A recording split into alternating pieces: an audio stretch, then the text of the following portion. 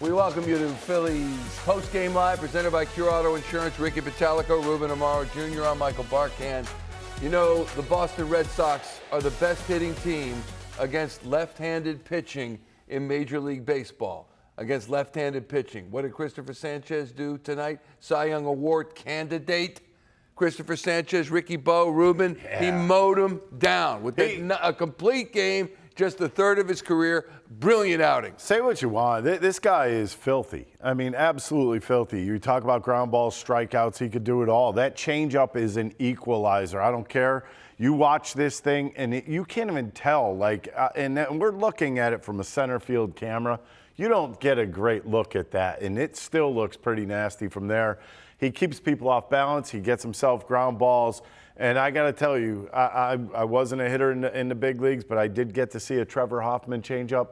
I bet you that thing looks pretty close because, man, the swings he's getting on the changeup. I mean, the ball looks like it's going down the middle of the plate when it's halfway there. Next thing you know, it's 6 inches below the plate and off the plate.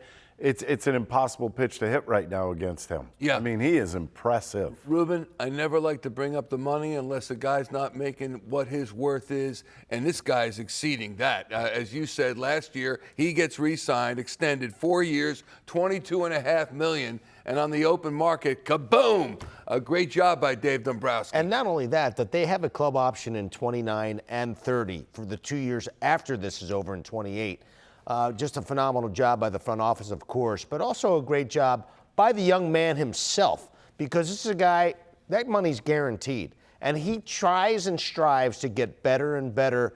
From where he started in the major leagues with the Phillies, he could not hit the broadside of a barn at times. He did not have command. He backed off. He worked at it. He started to command the baseball. He's gaining confidence, and he's really doing it with 2 pitches. He threw 2 pitches, basically. Didn't throw a whole lot of sliders today, and he didn't need to. And this is something that people have to understand. It is virtually impossible to do that with 2 pitches for 9 innings. And this guy was carving up the zone with the movement of his fastball, and then just that lights-out changeup. Ricky, you're right. I think they don't see the baseball out of his hand. No, and I think it has a lot to do with, I mean, you think about his size, and you think about where he's letting the ball go to home plate, and it almost looks like it's kind of odd because he's free and easy. And when he's letting go of the ball, it just looks like he's flicking his wrist. And when that happens, it's just, the ball's just jumping at you if it's a fastball. And if you notice, nothing is straight. It may seem like it's straight at times, but he may get a little bit of a cut on his fastball. He might get a little sink on the fastball, and then that changeup is one of these floaters, and then it just drops off the table. It's impossible. You unless you're seeing it out of his hand, which it doesn't seem like a lot of guys are, you're guessing. And I'm starting to believe, after watching what the Red Sox did tonight, I think teams have to guess against him, and they're guessing wrong a lot. I was talking to Larry Boa during the game. He said he has one of those changeups, and it's true. Tom Glavine was like that as well, and Trevor Hoffman was the same way. You could tell the hitter the pitch was coming, and you still could not hit it, because it had such great deception out of the hand. It's like an optical illusion for a hitter. I've been there, I've seen it, and I've swung and missed at it. And it's something really special. It's the best pitch in baseball, I think, right now.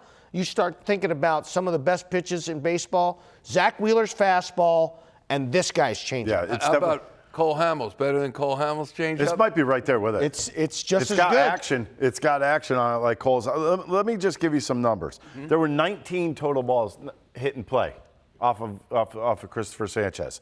Okay, 4 of them were hits. 1 of them went out of the ballpark. 13 of those were ground balls.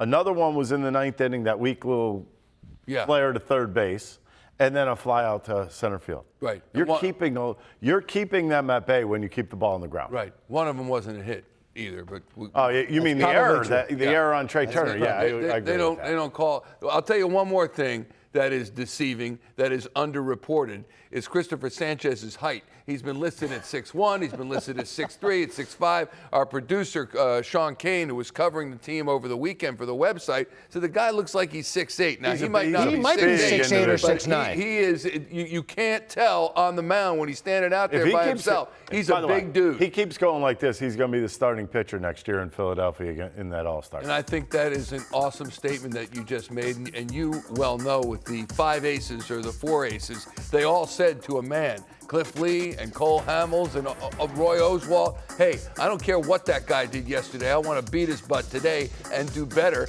And maybe Cristopher Sanchez and Ranger Suarez have picked up on that with regard to Zach Wheeler. I think they feed off of each other. There's no question. And I think they also learn from each other. They watch, they observe. You watch them in the dugout, and these guys care about what the other guy's doing. They're learning. They're dissecting. I love this staff. It's the reason why they're a World Series contending team, because of the starting pitching staff. And look how consistent those numbers are. The quality starts game in, game out of what Cristopher Sanchez has done from where he started in the big leagues to where he is now is one of the coolest things I've seen in the game. Very rarely do you see this sort of advancement from where this guy was when he first got here to where he is now. It's a really, really neat thing to see. And you got to think about how important this is. Whoever watched this game knows there's certain things that happen in this ball game. We have just spent 12 to 15 minutes talking about Cristopher Sanchez. Why? Because he has impressed us, because he has stepped up, because he is now an ace of a staff. I mean, he's equal. He's right up there with Wheeler right now. Yeah. Well, we've talked about him to that degree because he is next level. Take a look. That's my whole point. He is that good. Presented by Ocean Casino Resort. Talking about Cy Young candidates, and we've been talking about Zach Wheeler all season as he strives to win his first ever Cy Young. Zach Wheeler right now, a 2.39 ERA. Cristopher Sanchez, a 2.40 ERA. They are Watch this. They're going to take votes away from each other at the end of the season. I don't even want to think about that. But I mean, this to me is like a feel-good thing because we've known Cristopher Sanchez has been competitive. We know he's been consistent. But to step up, I mean, he went from step A, B, and he's just climbing the ladder. Yeah, I think he skipped C and went right to D. Yeah. Really, or maybe D, Z. skipped C. Probably, when you look at what he's done, has just been spectacular. Here's his manager, Rob Thomson, on this game tonight. Doing just a lot of weak contact, and what was the key for him in doing that? Well, he had great movement on his fastball. He threw strikes, 71% strikes. Changeup was, dominant. No walks, 12 strikeouts, bunch of ground balls. He was just a fantastic performance. Based on his reaction and to end the eighth there, was he surprised to know that he was going to go back out and pitch the ninth? Oh, no, he was ready to go. Yeah, he was ready to go. And we were going to go hitter to hitter. If Anthony gets on, Kirkering's ready to come in. So you didn't have to say anything to him? Well, I went down and talked to him just to make sure he was good. And he said, no, I'm not tired. I'd tell you if I was tired. So we sent him back out. I know you prioritize health in that moment, but when you feel comfortable enough to let a starter go back out there for the ninth, and they have that moment when they walk to the mound and the whole place goes crazy, as a manager who makes that call, how much do you enjoy that? I really enjoy it, and I think it pumps up the guy walking to the mound too. And he's a determined guy. He wants to get it done. He wants to finish. He doesn't like coming out of games. Doesn't like coming out of the middle of an inning. He wants to finish it. If he's in trouble, he wants to get himself out of trouble. He's really grown up in the last couple of years. He was kind of back and forth between here and Lehigh Valley just a few years ago. What does it say about him that right now he's pitching about as well as anybody in baseball? Yeah, it's just growth, and great job by player development. Great job by Caleb and our pitching staff, our pitching coaching staff. He's just really grown up. He's really unbelievable guy. I know you can throw Ranger in there as well, but the run these guys have been on since June 1st and the way they feed off each other, Zach Wheeler, Cristopher Sanchez. In your time as a manager, how special has this combo been? Yeah, it's really special, and you can throw Luzardo in there and you can throw Taiwan. They just feed off each other, and they want to do better than the last guy, and it's good competition. What do you think allows Sanchez to be successful the third time or even the fourth time? Just the changeup gets better, Well, just arm speed, just more reps he gets with it. He gets better command with it. There's a little bit more movement. He's one of the rare guys that, third time through, he's even better. Good to see one go out for Kepler. Pardon? Was it good to see one go out? Yeah. Yeah, and the walk. So he's had 2 good nights in a row now. He swung about pretty good last night. He hit a couple balls hard. Good to see that. Good to see Schwarber.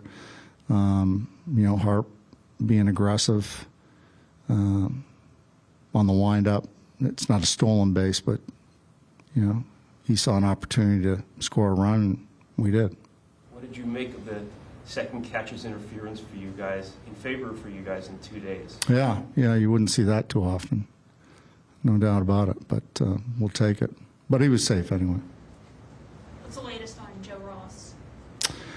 He had some back spasms. It happened, what's today? Tuesday. Happened in Sunday's game.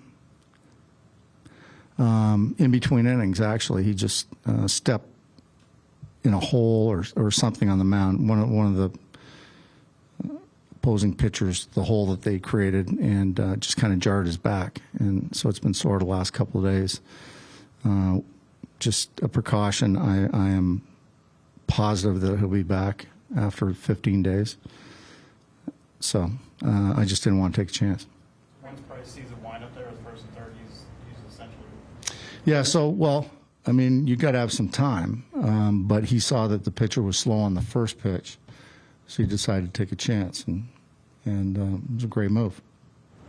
Ron Hell's up here to be a one man, essentially. Yes, yeah, but he was kind of an emergency tonight because he just pitched the other day. So as time goes on in the next few days, they'll add an inning every day. And this is an E2. So, number one? Let's start with the. I get your call. It's a catcher's balk, is what it's called, but the pitcher gets charged for it. No surprise there. Go after the pitchers. Bryce Harper. a heads-up play. The pitcher wasn't even paying attention for him. Nobody was covering third base. Great jump there. Would have been safe. I don't know why they just wouldn't have said, "Call him safe and let's move on," because that would have taken away all the confusion. This is now the Red Sox eighth catcher's interference this season. Well, I would think Carlos Narvaez got some explaining to do. Man. Don't you think? That's a lot of catcher's interferences. The reason why they called it a catcher's interference is he stepped forward and did not, if Marsh would have stayed in the box and would have stayed ready to hit, it would have impeded his ability to swing because he jumped out in front. You just can't do that. That is by rule a balk on the catcher and then obviously given to the pitcher. But isn't that hypothetical, if not theoretical? Because Marsh backed his butt up as soon as he saw happened. Harper coming. He still could have thrown his bat at it. You got to understand, Marsh is hitting. He's looking at Harper coming right at him. What are you going to do, stand there? You're going to move. Yeah. But I don't – this whole catcher's interference thing is just getting out of control. It's just great. You know who's got the whole explanation down? Bryce Harper. You think? Postgame, I hope so. Postgame clubhouse. Trying to set the tone. Was that the case tonight for you guys? Yeah, I thought we swung the bat well. 1 through 9, I thought we had really good at bats and put some pressure on them and scored some runs early. And then obviously Sanchy went out there and did his job and more. What did you see on that windup that made you want to steal home? Yeah, the first one's a little slow, so just thought, good opportunity. 2 outs right there, first and third. Left-handed hitter up. Good opportunity and got a pretty good running lead on there. And, they called catcher's interference, obviously, and I thought I was going to be safe either way. What do you think's allowed Sanchez to become an ace really the last couple of years? Yeah, just the combo that he has, that fastball, that sinker, and that changeup, that cutter. It's just, electric stuff. He's done a great job for us. He throws strikes. He lets his defense work too at times, but he's just been really good for us. And like you said, he's kind of evolved into an ace for us and done the ball really well. Do you have any other straight field attempts other than the one against Cole 2 years ago? Did you have a foam? No, I think that's the first one. It's just thought it was a good moment, good opportunity. I saw him go out of the windup in that first pitch. It was pretty slow, and then just thought, why not give it a chance right here, and was able to make it happen. Is that something you look for? Yeah, I mean, I think anytime you're able to, kind of put pressure on the other team, and I don't think anybody in the stadium or the other team was even thinking I was going to do it. So I thought definitely was a good moment. Factoring in the way last night ended with the catcher's interference, and then you guys get another one in your favor basically in the next inning, how much do you think that set the tone for today's game? Yeah, I mean, I think just being able to go out there and have good at bats on them, and get some runs early right there. And obviously Sanchez has been throwing the ball great, so anytime you're able to put some runs on the board and get that for Sanchez, it's always good. But to make that happen, you guys seem to be putting yourselves in positions to, if something does happen, you can take advantage of that. Is that more or less what you've been doing the last couple of games, as a team trying to put yourselves in that spot when it comes up? Yeah, I mean, obviously, we want to come through in those spots. I don't think we've done that, to the best of our ability yet. So I think we need to do a better job of, getting guys in when we need to, and hitting with guys on base and things like that.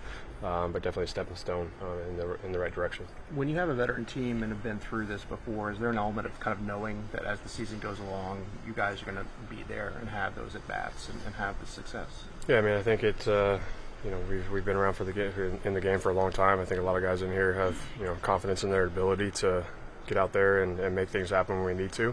And I think we've shown that down the stretch, and I think this is a really good team that we have in here, obviously, and just got to keep playing our baseball and coming through when we need to.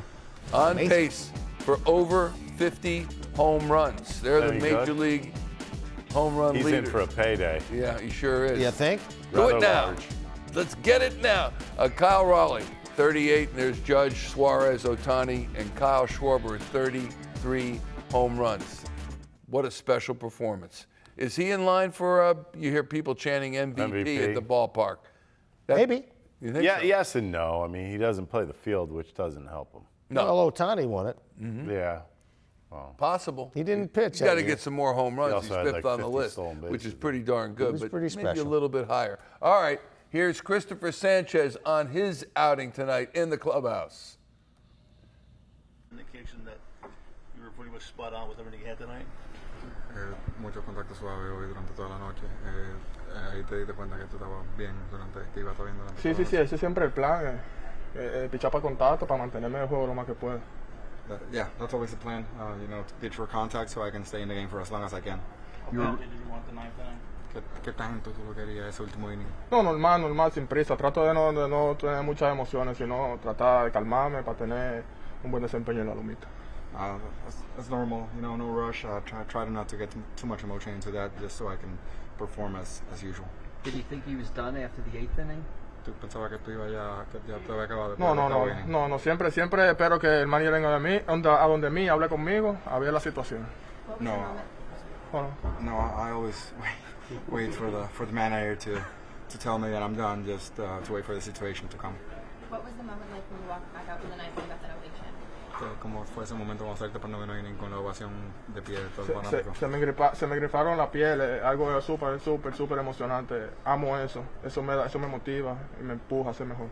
Goosebumps, I mean, super exciting. I love that motivates me a lot. It's just awesome. Why were you so fired up with the strikeout in the 8th inning? I mean, you showed a lot of emotion on that one. What had you so fired up? Tanta emoción en el ponche en el octavo inning, ¿por qué tú crees que haya sido eso? Mostraste mucha emoción luego de ese ponche pasar al octavo inning. Sí, creo que él me la sacó, él me dio jonrón y lo ponché 2 veces, esas fueron las emociones, por eso fue. Yeah, I mean, he got me. He homered off me, and then I got him twice, 2 Ks. That was that's why I showed so much emotion.